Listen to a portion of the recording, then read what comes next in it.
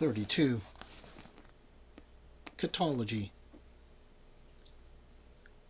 Already we are boldly launched upon the deep, but soon we shall be lost in its unshored harbourless immensities.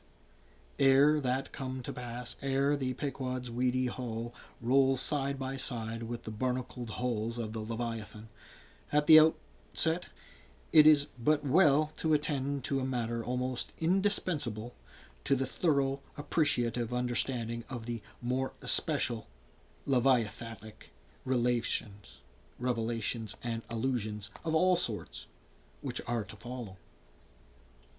It is some systematized exhibition of the whale in his broad genera that I would now fain put before you.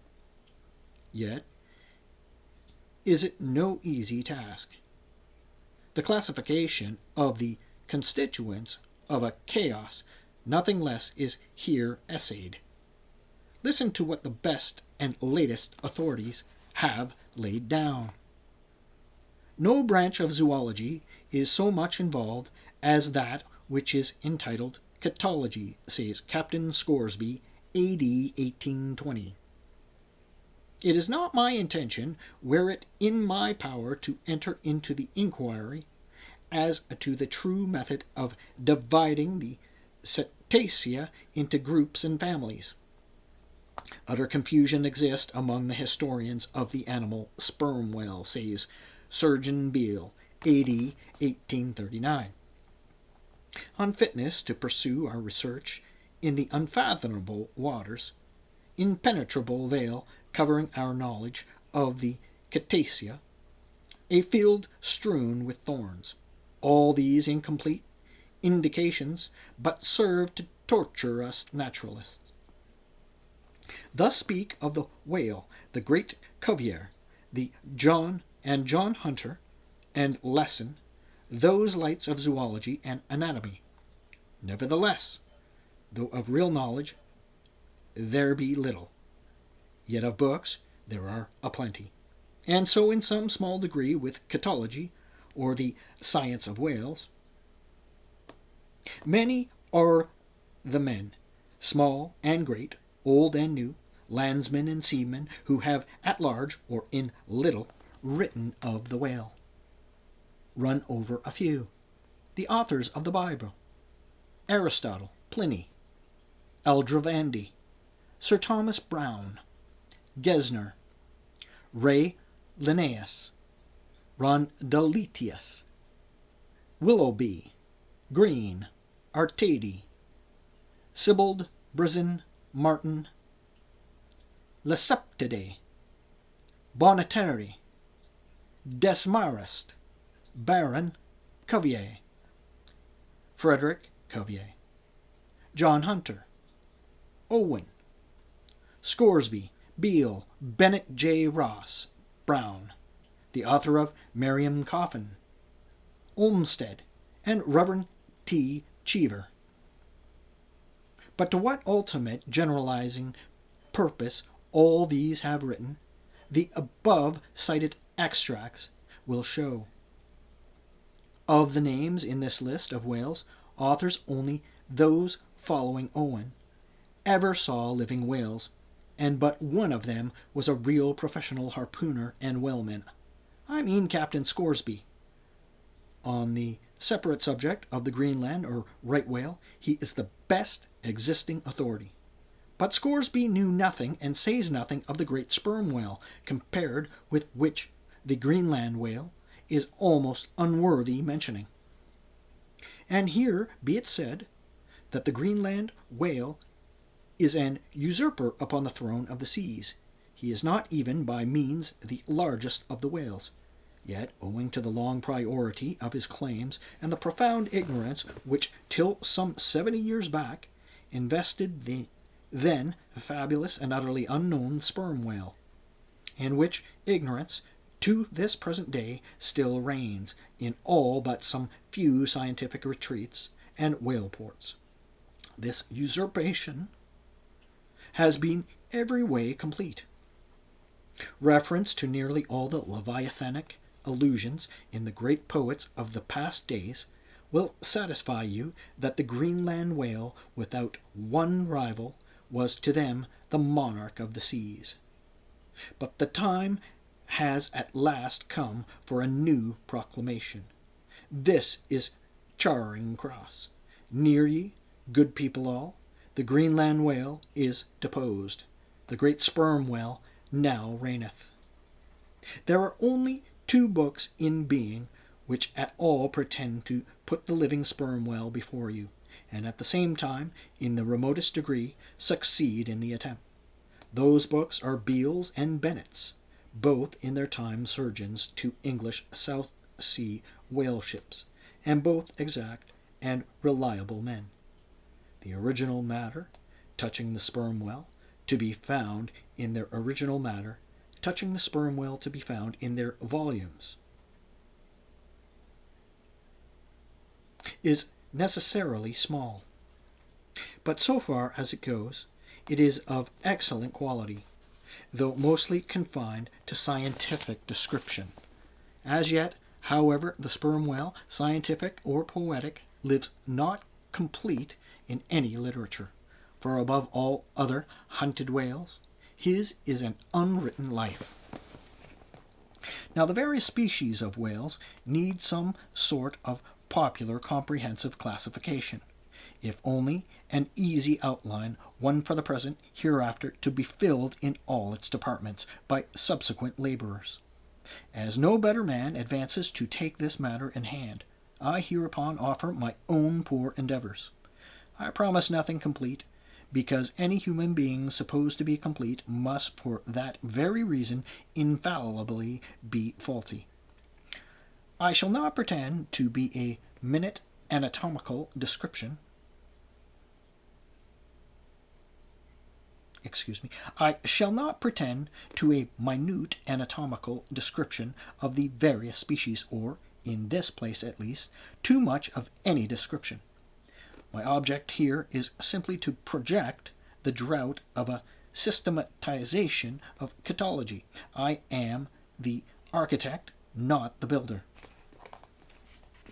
But it is a ponderous task no ordinary letter sorter in the post office is equal to grope down into the bottom of the sea after them, to have one's hands among the unspeakable foundations, ribs, and very pelvis of the world. This is a fearful thing. What am I that I should essay to hook the nose of this Leviathan? The awful tauntings in Job might well appall me. Will he, the Leviathan, make a covenant with thee? Behold, the hope of him is vain. But I have swam through libraries and sailed through oceans. I have had to do with whales with these visible hands. I am in earnest, and I will try. There are some preliminaries to settle. First, the uncertain, unsettled condition of the science of Cetology is in the very vestibule, attested by the fact that in some quarters it still remains a moot point whether a whale be a fish. In his System of Nature, A.D. 1776, Linnaeus declares, I hereby separate the whales from the fish. But of my own knowledge, I know that down to the year 1850, sharks and shad, alewives, and herring, against Linnaeus's express edict, were still found dividing the possession of same seas with the Leviathan. The grounds upon which Linnaeus would fain have banished the whales from the waters he states as follows: on account of their warm biocular heart, their lungs, their movable eyelids, their hollow ears, penem, intrentum, feminum, mammis, lactantum, and finally, ex lege naturae jur meritoque. I submitted all this to my friends Simon Macy and Charlie Coffin, of Nantucket, both massmates of mine in a certain voyage, and they united in the opinion that the reasons set forth were altogether insufficient. Charlie profanely hinted they were humbug. Be it known that, waiving all argument, I take the good old-fashioned ground that the whale is a fish, and call upon holy Jonah to back me. This fundamental thing settled, the next point is, in what internal respects does the whale differ from other fish? Above, Linnaeus has given you those items, but in brief, they are these: lungs and warm blood, whereas all other fishes are lungless and cold-blooded. Next, how shall we define the whale by his obvious externals, so as conspicuously to label him for all time to come? To be short, then, a whale is a sporting fish with a horizontal tail. There you have it. However contracted, that definition is the result of expanded meditation. A walrus spouts much like a whale, but the walrus is not a fish, because he is amphibious. But the last term of the definition is still more cogent, as coupled with the first. Almost any one might have noticed that all fish familiar to landsmen have not a flat, but a vertical or up and down tail. Whereas among spouting fish, the tail, though it may be similarly shaped, invariably assumes a horizontal position.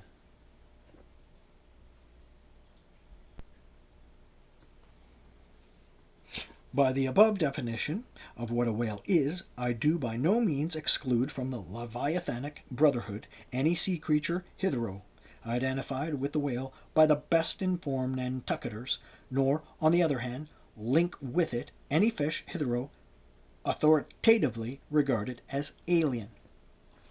Footnote: I am aware that down to the present time the fish styled lamatins and dugongs, pigfish and sowfish of the coffins of Nantucket, are included by many naturalists among the whales.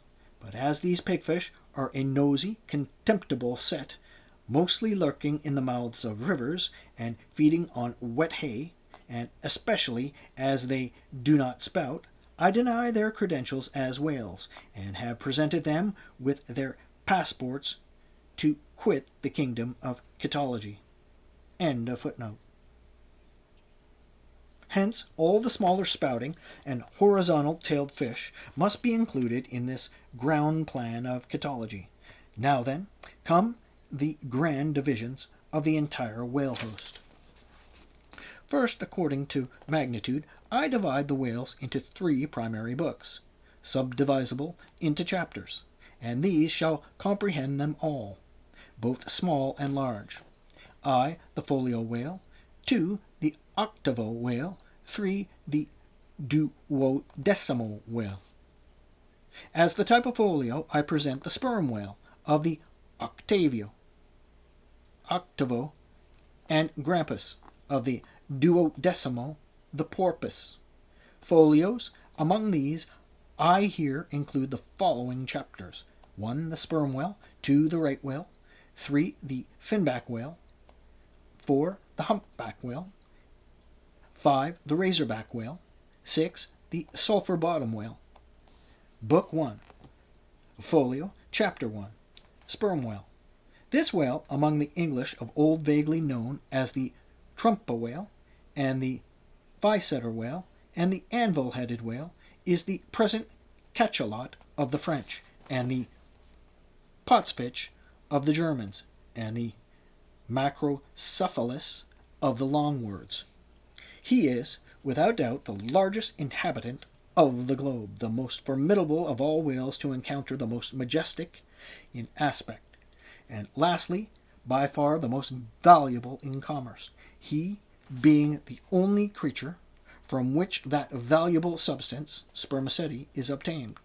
All his peculiarities will in many other places be enlarged upon. It is chiefly with his name, that I now have to do. Philologically considered, it is absurd.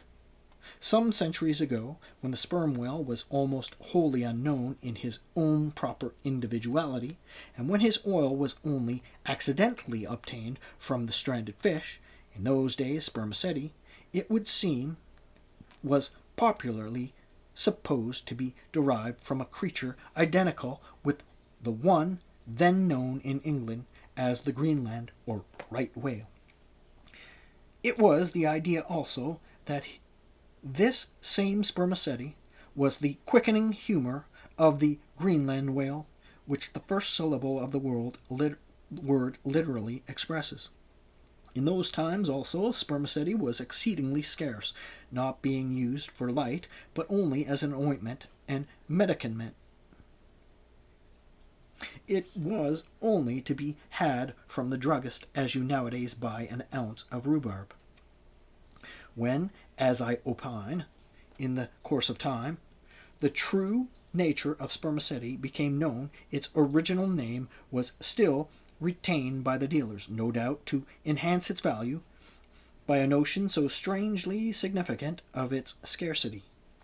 And so the appellation must at last have come to be bestowed upon the whale from which the spermaceti was really derived. Book 1, Folio, Chapter 2, Right Whale. In one respect, this is the most venerable of the leviathans, being the one first regularly hunted by man.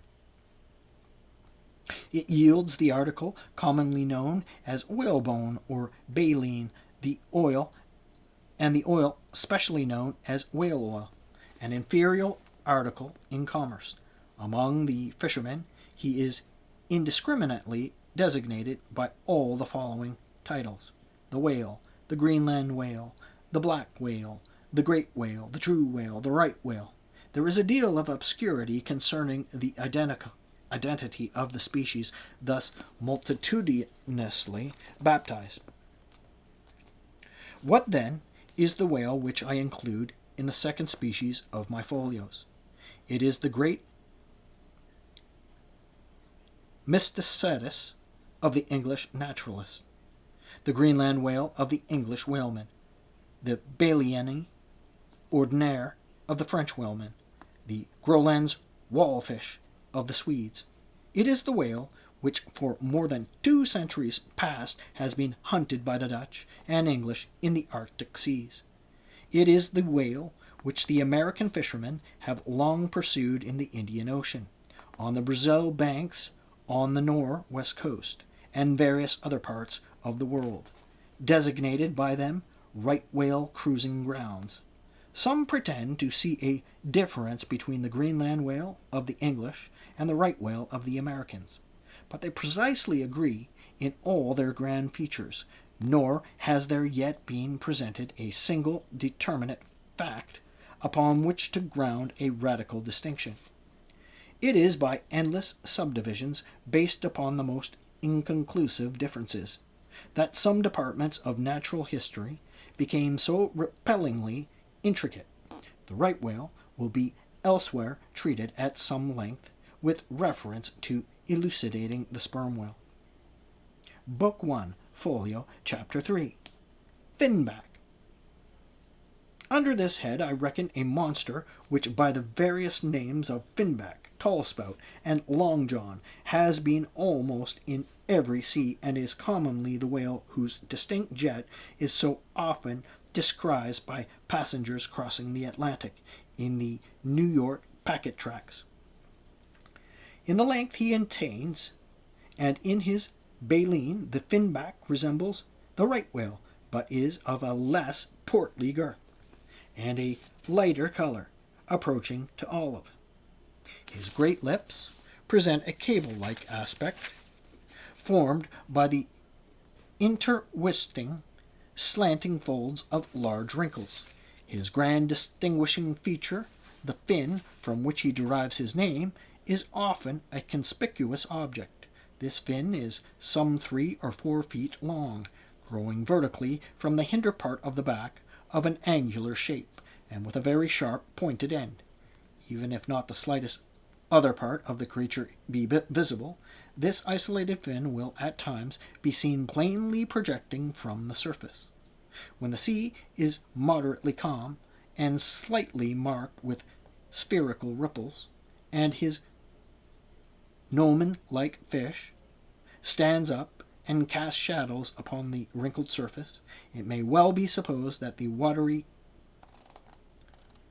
circle surrounding it somewhat resembles a dial, with its style and wavy hour lines graved on it. On that Ahaz dial, the shadow of 10 goes back. The finback is not gregarious. He seems whale-hater, as some men are man-haters. Very shy, always going solitary, unexpectedly rising to the surface in a remotest and most sullen waters, his straight and single lofty jet rising like a tall misanthropic spear upon a barren plain, gifted with such wondrous power and velocity in swimming as to defy all present pursuit from man. This Leviathan seems the banished and unconquerable Cain of his race, bearing for his mark that style upon his back.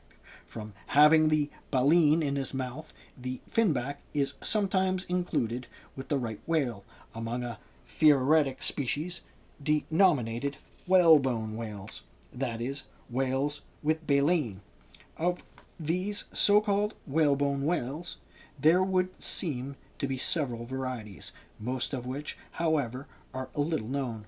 Broad-nosed whales and beaked whales, pike-headed whales, bunched whales, underjaw whales, and rostrated whales are the fishermen's names for a few sorts.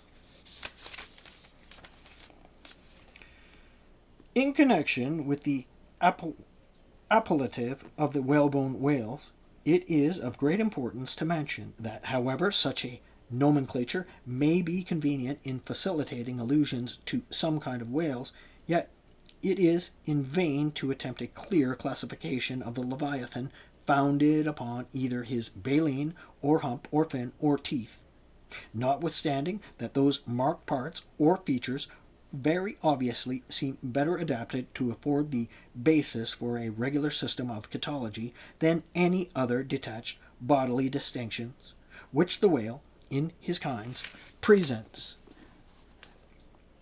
How, then? The baleen, hump, back fin, and teeth are these things whose peculiarities are indiscriminately dispersed among all sorts of whales, without any regard to what may be the nature of their structure in other and more essential particulars. Thus the sperm whale and the humped-back whale each has a hump, but there the similitude ceases. Then this same humpback whale and the Greenland whale, each of these has baleen, but there again the similitude ceases, and it is just the same with the other parts above mentioned.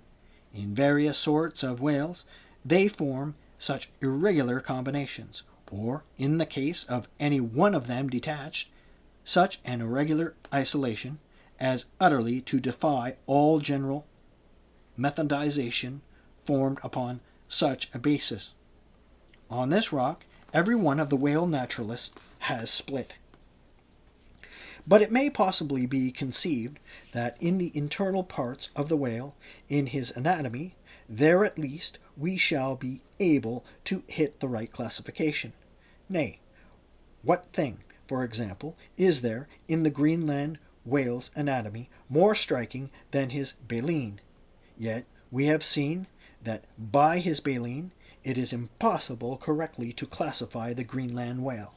And if you descend into the bowels of the various leviathans, why, there you will not find distinctions a 50th part as available to the systematizer of those external. Let's read that again. And if you descend into the bowels of the various leviathans, why, there you will not find distinctions a 50th part as available to the systematizer of those external ones already enumerated. What then remains? Nothing but to take hold of the whales bodily, in their entire liberal volume, and boldly sort them that way.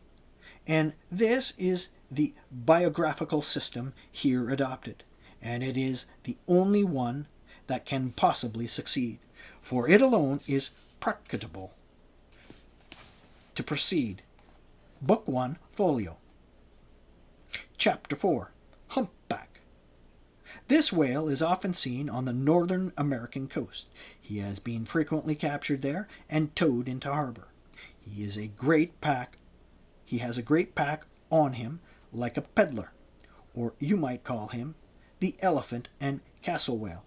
At any rate, the popular name for him does not sufficiently distinguish him, since the sperm whale also has a hump, though a smaller one. His oil is not very valuable. He has baleen. He is the most gamesome and light-hearted of all the whales, making more gay foam and white water generally than any other of them. Book 1, Folio. Chapter 5, Razorback. Of this whale, little is known but his name. I have seen him at a distance off Cape Horn. Of a retiring nature, he eludes both hunters and philosophers. Though no coward, he has never yet shown any part of him but his back, which rises in a long, sharp ridge. Let him go. I know little more of him, nor does anybody else. Book 1, Folio. Chapter 6, Sulphur Bottom. Another retiring gentleman with a brimstone belly, doubtless got by scraping along the Tartarian tiles in some of his profounder divings.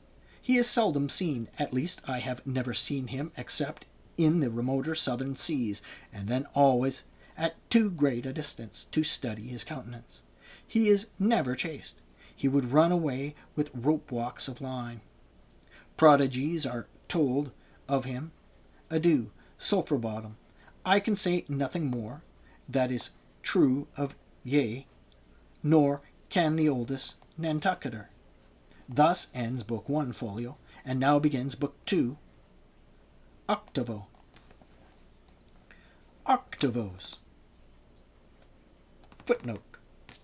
Why this book of whales is not denominated the quarto is very plain, because while the whales of this order, though smaller than those of the former order, nevertheless retain a proportionate likeness to them in figure, yet the bookbinder's quarto volume, in its diminished form, does not preserve the shape of the folio volume, but the octavo volume does.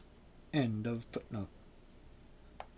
These embrace the whales of middling magnitude, among which at present may be numbered: 1. The grampus. 2. The blackfish. 3. The narwhale. 4. The thrasher. 5. The killer. Book 2, Octavo, Chapter 1, Grampus. Though this fish, whose loud, sonorous breathing, or rather blowing, has furnished a proverb to landsmen, is so well known, a denizen of the deep, yet is he not popularly classed among whales, but possessing all the grand distinctive features of the Leviathan. Most naturalists have recognized him for one. He is of moderate octavo size, varying from 15 to 25 feet in length, and of corresponding dimensions round the waist. He swims in herds. He is nearly regularly hunted, though his oil is considerable in quantity and pretty good for light. By some fishermen his approach is regarded as premonitory of the advance of the great sperm whale. Book 2, Octavo, Chapter 2, Blackfish. I give the popular fishermen's names for all these fish, for generally they are the best. Where any name happens to be vague or inexpressive, I shall say so, and suggest another. I do so now, touching the blackfish, so called because blackness is the rule among almost all whales. So Call him the hyena whale, if you please. His voracity is well known, and from the circumstance that the inner angles of his lips are curved upwards, he carries an everlasting Mephistophelian grin on his face. This whale averages some 16 to 18 feet in length. He is found in almost all latitudes. He has a peculiar way of showing his dorsal hooked fin in swimming, which looks something like a Roman nose. When not more profitably employed, the sperm whale hunters sometimes capture the hyena whale to keep up the supply of cheap oil for domestic employment, as some frugal housekeepers, in the absence of company and quite alone by themselves, burn unsavory tallow instead of odorous wax. Though their blubber is very thin, some of these whales will yield you upwards of 30 gallons of oil.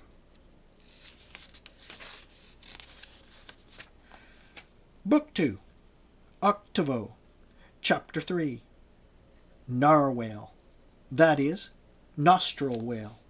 Another instance of a curiosity named whale, so named, I suppose, from his peculiar horn being originally mistaken for a peaked nose. The creature is some 16 feet in length, while its horn averages 5 feet, though some exceed 10, and even attain to 15 feet.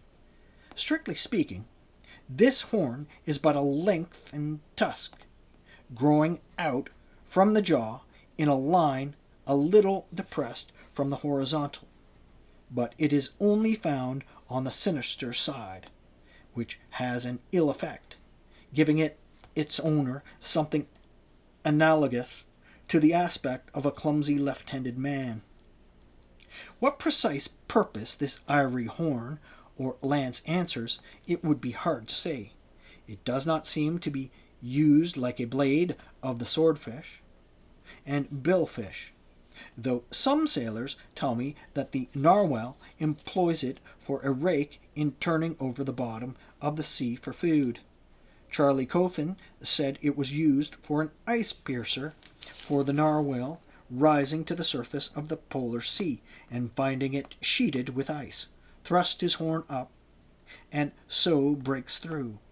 But you cannot prove either of these surmises to be correct. My own opinion is that, however, this one-sided horn may really be used by the narwhal. However that may be, it would certainly be very convenient for him for a folder in reading pamphlets. The narwhal, I have heard, called the tusked whale, the horned whale, and the unicorn whale. He is certainly a curious example of the unicornism, to be found in almost every kingdom of animated nature. From certain cloistered old authors, I have gathered that this same sea unicorn's horn was in ancient days regarded as the great antidote against poison, and as such, preparations of it brought immense prices. It was also distilled to a volatile salts for fainting ladies. And same way that the horns of the male deer are manufactured into hartshorn, originally it was in itself accounted an object of great curiosity. Black letter tells me that Sir Martin Frobisher, on his return from that voyage, when Queen Bess did gallantly wave her jewelled hand to him from a window of Greenwich Palace, as his bold ship sailed down the Thames, when Sir Martin returned from that voyage, saith black letter, on bended knees he presented to her Highness a prodigious long horn of the narwhal, which for a long period after hung in the castle at Windsor. An Irish author avers that the Earl of Leicester, on bended knees, did likewise present to her Highness another horn, pertaining to a land beast of the unicorn nature. The narwhal has a very picturesque leopard-like look, being of a milk white ground color, dotted with round and oblong spots of black. His oil is very superior, clear and fine, but there is little of it, and he is seldom hunted. He is mostly found in the circumpolar seas.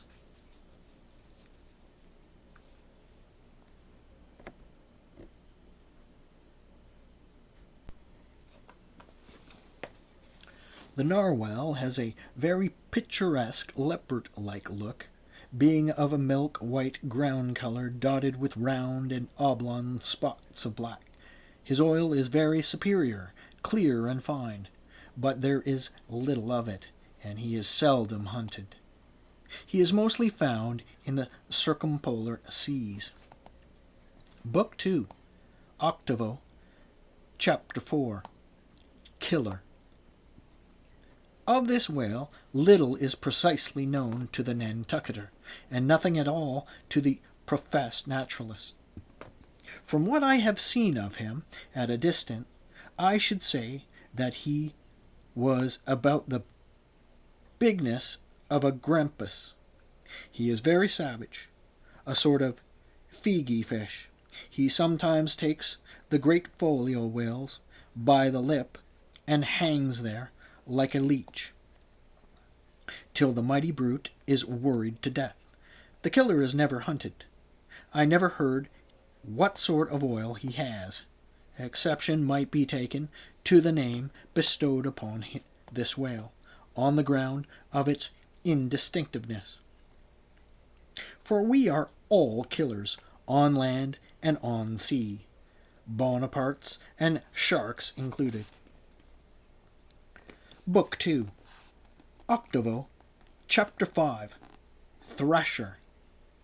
This gentleman is famous for his tail, which he used for a ferule in thrashing his foes. He mounts the folio whale's back, and as he swims, he works his passage by flogging him, as some schoolmasters get along in the world by a similar process. Still less is known of the thrasher than of the killer. Both are outlaws, even in the lawless seas. This ends Book 2, Octavo, and begins Book 3, Duodecimo. Duodecimos. These include the smaller whales, I, the Husa porpoise, 2, the Algerine porpoise, 3, the mealy-mouthed porpoise. To those who have not chanced specially to study the subject, it may possibly seem strange that fishes not commonly exceeding 4 or 5 feet should be marshalled among whales, a word which in the popular sense always conveys an idea of hugeness. But the creatures set down above the duodecimos are infallibly whales, by the terms of my definition of what a whale is, i.e., a spouting fish with a horizontal tail. Book 3, Duodecimo, Chapter 1, Husa porpoise. This is the common porpoise, found almost all over the globe. The name is of my own bestowal. There are more than one sort of porpoises, and something must be done to distinguish them. I call him thus because he always swims in hilarious shoals, which upon the broad sea keep tossing themselves to heaven like caps in a 4th of July crowd. Their appearance is generally hailed with delight by the mariner. Full of fine spirits, they invariably come from the breezy billows to windward. They are the lads that always live before the wind. They are accounted a lucky omen. If you yourself can withstand 3 cheers at beholding these vivacious fish, then heaven help ye. The spirit of godly gamesomeness is not in ye. A well-fed, plump Husa porpoise will yield you 1 good gallon of good oil. But the fine and delicate fluid extracted from his jaws is exceedingly valuable. It is in request among jewelers and watchmakers. Sailors put it on their hones. Porpoise meat is good eating, you know. It may never have occurred to you that a porpoise spouts. Indeed, his spout is too small that it is not very readily discernible. But the next time you have a chance, watch him, and you will then see the great sperm whale himself in miniature. Book 3, Duodecimo, Chapter 2, Algerine Porpoise. A pirate, very savage. He is only found, I think, in the Pacific. He is somewhat larger than the Husa porpoise, but much of the same general make. Provoke him, and he will buckle to a shark. I have lured for him many times, but never yet saw him captured. Book 3, Duodecimo, Chapter 3, Mealy-mouthed porpoise. The largest kind of porpoise, and the only found in the Pacific, so far as it is known. The only English name by which he has hitherto been designated is that of the fishers, right whale porpoise, from the circumstance that he is chiefly found in the vicinity of that folio. In shape he differs in some degree from the Husa porpoise, being of a less rotund and jolly girth. Indeed, he is of quite a neat and gentlemanlike figure. He has no fins on his back. Most other porpoises have. He has a lovely tail, and sentimental Indian eyes of a hazel hue. But his mealy mouth spoils all. Though his entire back, down to his side fins, is of a deep sable, yet a boundary line distinct as the mark in a ship's hull, called the bright waist. That line streaks him from stem to stem, with two separate colors, black above and white below. The white comprises part of his head and the whole of his mouth, which makes him look as if he had just escaped from a felonious visit to the meal-bag. A most mean and mealy aspect. His oil is much like that of the common porpoise.